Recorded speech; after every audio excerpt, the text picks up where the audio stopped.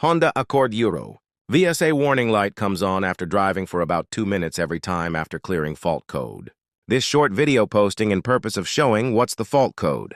VSA light can come on and stay on due to many issues. The issue was actual brake pressure sensor integrated with the VSA module.